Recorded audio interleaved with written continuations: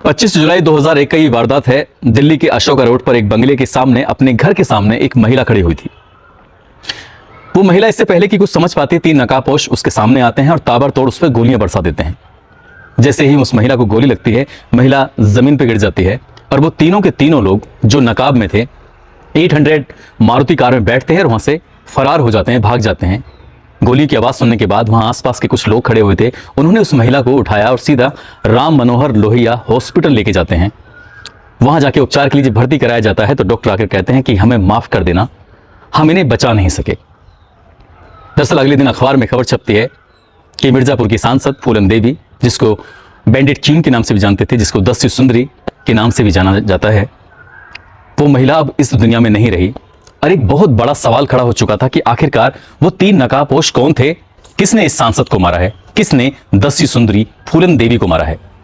ठीक 2 दिन के बाद देहरादून के एक पुलिस स्टेशन में एक 25 साल का युवा पहुंचता है, जो कि अपना नाम बताता है पंकज सिंह राणा उर्फ शेर सिंह राणा। और वो जो बात पुलिस के सामने कहानी बताता है, उसको सुनने के बाद हर किसी के रोंगटे खड़े हो जाते हैं। एक कातिल जिसने एक सांसद को मारा है, जाहिर सी बात है जब मामला कोर्ट में जाएगा, अदालत में जाएगा, तो अदालत उसको कम से कम फांसी की सजा सुनाएगी। इससे ज्यादा बढ़कर कोई सजा हो ही नहीं सकती। उसको गिरफ्तार कर लिया जाता है, लेकिन बजाय उसको फांसी लगने के, बजाय उसको कातिल कहने के, बजाय उसको बुरा कहने के, आज वो करोड़ों युवाओं का हीरो है। भारत का उसे हीरो के नाम से जाना जाता है। उस पर बॉलीवुड की एक बड़ी फिल्म भी आने वाली है, जो बहुत जल्दी रिलीज भी होगी। एक विलेन से वो हीरो कैसे बना, यही अपना आप में एक बड़ी कहानी है। इसको जानने के लिए, इसको समझने के लिए आपको अंत तक बना रहना पड़ेगा। आदाब, नमस्कार, सत श्री अकाल। मैं उस्मान सैफी। आज की जो सच्ची घटना मैं आपको सुनाने जा रहा हूं, ये सच्ची घटना है राष्ट्रीय राजधानी क्षेत्र दिल्ली की। दिल्ली में सांसद फूलन देवी की हत्या करने वाला एक युवक, जिसकी उम्र 25 साल थी, जिसका जन्म 17 मई 1976 को रुड़की में हुआ था। वो लड़का जब देहरादून के एक पुलिस स्टेशन में जाता है, जाकर कहता है कि मैंने इसलिए, यानी कि इसलिए नहीं, बहमई एक जगह है, उस बहमई में 22 ठाकुरों को लाइन से खड़ा करके इसी फूलन देवी ने गोलियों से भून दिया था। इसके बाद से फूलन देवी भी चर्चाओं में आ गई थी और फूलन देवी को मारने के बाद, उसकी हत्या करने के बाद, ये युवा भी, ये लड़का भी कहीं ना कहीं चर्चा में आ गया था। और इसको सीधे लेके जाया जाता है देहरादून से दिल्ली की तिहाड़ जेल में। कहा जाता है कि जब ये दिल्ली की तिहाड़ जेल में जा रहा था तो कहता है कि मैं ज्यादा दिन यहां पर टिक नहीं पाऊंगा, तुम मुझे रोक नहीं पाओगे। ये उस जेल की बात कर रहा है जिस जेल को भारत की सबसे हाईटेक जेल के रूप में माना जाता है, जिस जेल में कोई परिंदा भी पर नहीं मार सकता। उस जेल से ये भागने की बात करता है। और ये इस सपने को जिसने पाला हुआ था, इसको साकार करने में 2 साल का समय लग जाता है। जब 2 साल जेल में रहता है, वहां समझ जाता है कि जो उसने हत्या की है, उस हत्या के जुर्म में उसे कम से कम फांसी की सजा हो जाएगी और वो फिर इस दुनिया में बच नहीं पाएगा। हालांकि इसी बीच में वो लड़का लाइब्रेरी में अच्छा खासा वक्त बिताया करता था और अच्छा खासा वक्त बिताने पर कई किताबें भी पढ़ा करता था। और किताब में पढ़ते पढ़ते एक दिन उसने कुछ ऐसा पढ़ लिया जिसके अंदर कुछ, उसके मन में एक बात घर कर गई। उसने सोचा कि मर तो मैं गया ही हूं, लेकिन कुछ ऐसा करके जाऊंगा जिससे पूरी दुनिया, पूरा हिंदुस्तान, पूरा इंडिया, यहाँ का हर एक बच्चा उसको हमेशा हमेशा मरते दम तक याद रखे। मगर वो सलाखों के पीछे था, इसलिए करता भी तो क्या करता। यहां उसकी दोस्ती हो जाती है एक गैंगस्टर संदीप ठाकुर से, और संदीप ठाकुर से कहता है कि मुझे यहां से निकलना है और तुम मेरी यहां से निकलने में मदद कर सकते हो। संदीप ठाकुर यहां से जेल से बाहर निकल जाता है, क्योंकि उसकी जेल में रहने की जो मियाद थी वो पूरी हो चुकी थी। लेकिन संदीप ठाकुर अब शेर सिंह राणा से मिलने के लिए, शेर सिंह राणा उसका बात का नाम है, बचपन का नाम उसका पंकज राणा हुआ करता था। बाद में उसने अपना नाम बदलकर शेर सिंह राणा रख लिया और एक कसम खाई थी, एक प्रतिज्ञा खाई थी। जब ये बहमई में कांड हुआ था, वो 4 साल का था। उसने कहा कि मुझे उन ठाकुरों की हत्याओं का बदला लेना है और इस फूलन देवी को हमेशा हमेशा के लिए खत्म कर देना है, इसको मौत की नींद सुला देना है। और वो अपना सपना पूरा करके फिलहाल जेल के अंदर था और जेल के अंदर ही उसने एक प्लानिंग की कि मुझे यहाँ से बाहर निकलना है। और बाहर निकलने में कोई और नहीं बल्कि गैंगस्टर संदीप ठाकुर, उसका दोस्त, वो मदद करने लगता है। बीच बीच में कभी कभी वो वकील के भेष में आने लगता है। संदीप ठाकुर भेष बदलने में बड़ा माहिर था। और एक दिन ऐसा भी आता है, और वो दिन होता है 17 फरवरी 2004। ये 2004 17 फरवरी का वो दिन, देहरादून से यानी कि उत्तराखंड से एक टीम चलती है दिल्ली तिहाड़ जेल में शेर सिंह राणा को पेशी पर लाने के लिए, अदालत में पेश करने के लिए। और जैसे ही वो टीम जाती है, टीम में 3 सदस्य होते हैं। टीम को जाना था 17 मई 2004 की 17 फरवरी 2004 की सुबह लगभग 8 बजे के आसपास। लेकिन 8 बजे से पहले ही 7 बजे एक और टीम पहुंच जाती है। सारे कागजात जो कोर्ट के कागजात थे वो सब कुछ ऐसे तैयार करके लेके आते हैं जैसे कि सब कुछ ओरिजिनल था।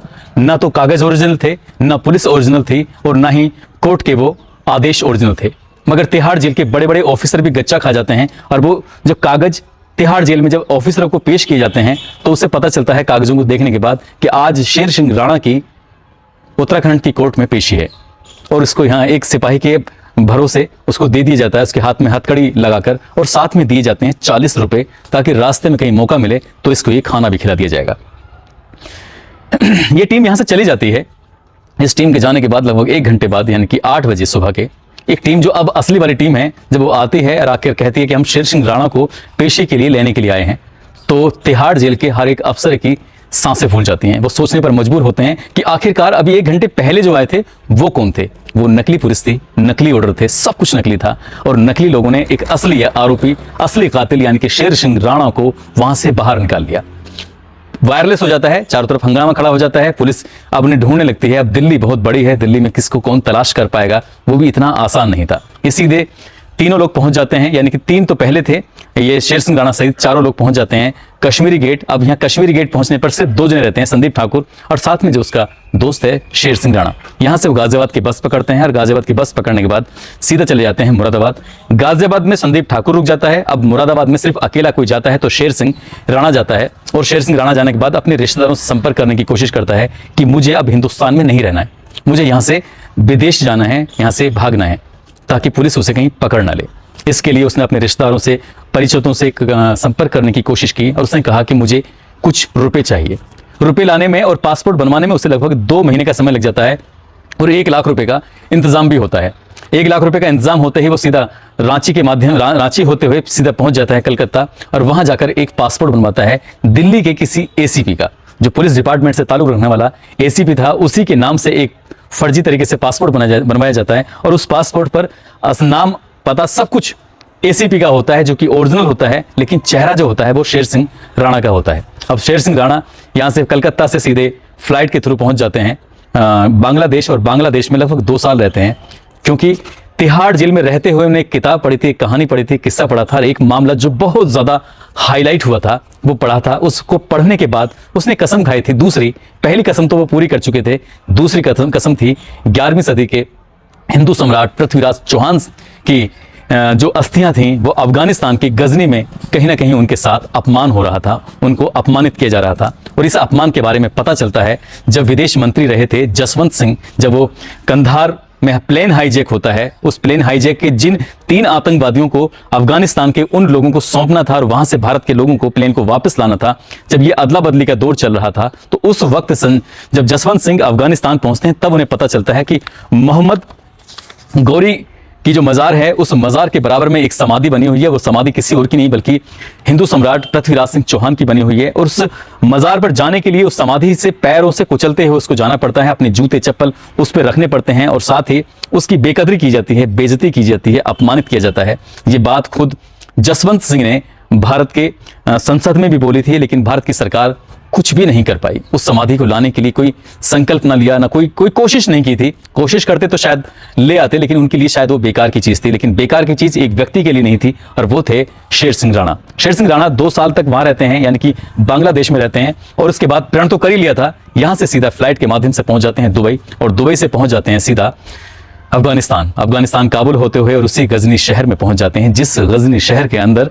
मोहम्मद गौरी की वो मजार बनी हुई थी। और मजार के ठीक बाहर उन्होंने अपनी आंखों से देखा, उसे अपने कैमरे में कैद किया, और लगभग 33 मिनट की एक वीडियो तैयार की, और उस समाधि को खोदकर उसमें से जो अस्थियां थी निकाल कर उसे अपने एक पाक से बर्तन में लेकर और सीधा हिंदुस्तान के लिए वो रवाना होते हैं, और उसमें लग जाते हैं कई साल।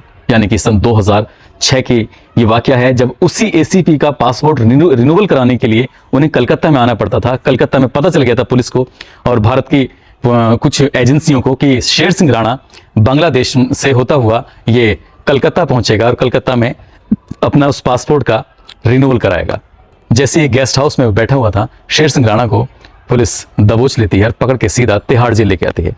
अब तिहाड़ जेल जब लाया जाता है शेर सिंह राणा को, तो वो 2 साल जो फरारी के थे, उस फरारी के बीच में जो काम किया था एक ऐसा काम जो अच्छे अच्छे बिरला नहीं कर सकते, एक ऐसा काम जो एक युवा ने तालिबानियों से टक्कर ले ली, एक ऐसा काम जो अफगानिस्तान की जड़ में जाकर, उसके अंदर जाकर पृथ्वीराज सिंह चौहान की अस्थियों को वापस लेके आ जाते हैं। जब ये किस्सा उन्होंने सुनाया, ये किस्सा जब अखबारों में छपता है तो कहीं ना कहीं फूलन देवी की हत्या का मुद्दा दब जाता है और पृथ्वीराज सिंह चौहान का मुद्दा उड़ जाता है।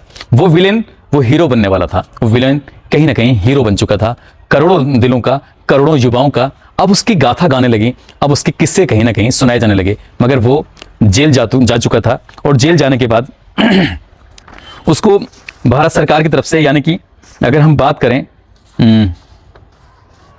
14 अगस्त 2014 को फूलन देवी हत्याकांड में उसको उम्र कैद की सजा सुनाई गई, साथ ही 1 लाख रुपए अर्थदंड की भी सजा सुनाई गई। यानी कि 1 लाख रुपए जमा करने थे और पूरी जिंदगी यहां सलाखों के पीछे रहना था। सलाखों के पीछे रहते हुए ही सन 2012 में उन्होंने जो उत्तर प्रदेश से किसी स्थान से इलेक्शन भी लड़ा, लेकिन उन अस्थियों का जो बताते हैं कि उन अस्थियों को ले जाकर उन्होंने गाजियाबाद के पिलखुआ में एक मंदिर बनवाया है पृथ्वीराज चौहान का। ये सब हीरो बनने की उनकी गाथा है, उनकी कहानी है। आज न जाने कितने सोशल मीडिया पर, कितनी जगहों पर उनकी इस बात की चर्चा होती है। जब शेर सिंह राणा का नाम लिया जाता है तो युवा बड़े फक्र के साथ उन्हें अपना हीरो मानने से गुरेज नहीं करते, इनकार नहीं करते, जबकि उन पर फूलन देवी की हत्या का आरोप जो लगा हुआ था। इसी बीच में सन 2016 में हाई कोर्ट में वो जमानत के लिए अर्जी देते हैं और अर्जी देने के बाद उनकी जमानत को स्वीकार कर लिया जाता है और वो बाहर निकलते हैं। और फिर एक मौका ऐसा भी आता है और वो मौका था उनकी शादी का, यानी कि मध्य प्रदेश के पूर्व विधायक राणा प्रताप सिंह की बेटी प्रतिमा राणा की शादी तय होती है इनसे। और शादी, अभी हीरो बनने की एक और किस्सा इनका बाकी था और वो था जब पूर्व विधायक अपनी बेटी की यानी कि प्रतिमा की शादी शेर सिंह राणा से करने की बात करते हैं तो साथ में कहते हैं कि 10 करोड़ 31 लाख रुपए इनको दहेज में दिया जाएगा। मगर सन 2018 में शादी हो रही थी और जब इस शादी का वक्त आता है तो कहते हैं कि मुझे कोई भी पैसे नहीं चाहिए, मैं सिर्फ चांदी के एक सिक्के से शादी करना चाहूंगा, जो चाहे उसकी कीमत कितनी भी हो, चांदी के एक सिक्के से शादी होती है। और ये बात भी अखबारों की सुर्खियां बन जाती है, ये बात भी सोशल मीडिया की सुर्खियां बन जाती है। और साथ ही सुर्खियां बनती है वो प्रतिमा राणा, जिसने ये कसम खाई थी कि मैं शेर सिंह राणा से शादी करूंगी और ऐसे ही एक शेर सिंह राणा को जन्मूंगी ताकि वो भी भारत के इतिहास में कोई ना कोई इतिहास रचे। तो वाकई दोस्तों ये कहानी अपना आप में वाकई दिलचस्प है कि एक व्यक्ति ने, जो कि फूलन देवी, जिस पर 22 ठाकुरों को उनकी नरसंहार करने का आरोप था, उनको खड़े करके गोलियां मारने का आरोप था और उसी की हत्या जब की थी तो ये भी बताया जाता है कि एक अपने इंटरव्यू में शेर सिंह राणा कहते हैं कि जिस दिन क्या 25 जुलाई 2001 को ये जाकर एक सेना बनाई हुई थी फूलन देवी ने, उस एकलव्य सेना में शामिल होने के लिए वहां जाते हैं। उनका फूल मालाओं से स्वागत भी होता है और साथ ही उस दिन पूजा पाठ करने के बाद फूलन देवी ने खीर बनाई थी और खीर वो अपने हाथों से खुद शेर सिंह राणा को दी थी और शेर सिंह राणा को देने के बाद कहा कि तुम इसे खाओ। बाकी सब लोग भी खा रहे थे। शेर सिंह राणा ने उस खीर को खाने के बाद फिर बाहर चले जाते हैं और नकाब में लगभग दोपहर के 1:30 बजे के आसपास, यानी कि 1:30 के आसपास वो उन्हीं के बंगले के सामने आकर अपने 3 साथियों के साथ और ताबड़तोड़ गोलियां बरसा देते हैं और कहते हैं कि आज मैंने बहमई हत्याकांड यानी नरसंहार का बदला ले लिया है फूलन देवी को मारकर। इस बात को लेकर भी कहीं ना कहीं वो ठाकुर समाज में हीरो बन जाते हैं कि कोई ऐसा व्यक्ति भी है जिसने उन 22 ठाकुरों की हत्या का बदला लिया था। दोस्तों इस कहानी को, इस किस्से को सुनाने का उद्देश्य किसी को परेशान करना नहीं है, किसी का दिल दुखाना नहीं है, बल्कि आपको जागरूक करना है, आपको सचेत करना है। आप जहां भी रहें अपना ख्याल रखें, सुरक्षित रहें। जय हिंद, जय भारत।